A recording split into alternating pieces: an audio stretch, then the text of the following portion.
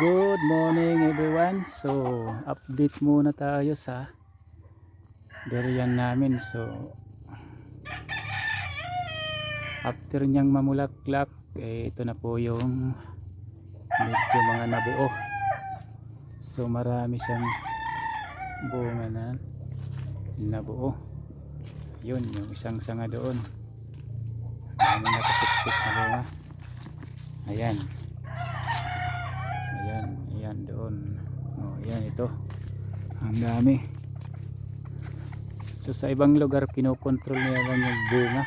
Tinatanggal itong mga ganito na mga maliliit dito. Pero sa amin hindi naman kami nagko-commercial. So this is just for family consumption.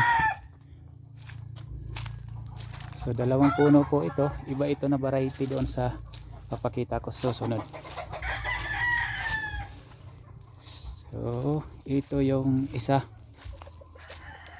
Kasi tatlong puno ito, dalawa pa lang yung namunga. So ito yung isa. So iba ito doon sa nauna. Medyo malalaki po ito doon. Malalaki. Ayan, so ayan, grabe. Wala po tayong ginamit na inducer dito para mamunga. Talagang natural lang. Kasi tinitingnan natin kung talagang magsusurvive sila sa lupa na mayroon tayo dito sa area. So ayan. So napakadaming bunga. Ang dami pang bulaklak. So siguro may potential pa rin yan na mabuo. Ayan, so ang dami pa. Ang daming bunga.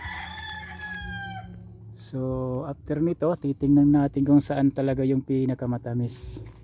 At mag-start tayong mag-grafting para mapagit natin yung variety na durian na medyo matamis. So by next year sana makaparami kami dito sa STF farm.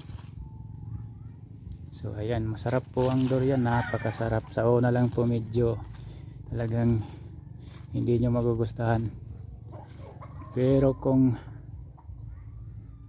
sige po kayo ng tikim, nako, hanapin nyo yung amoy.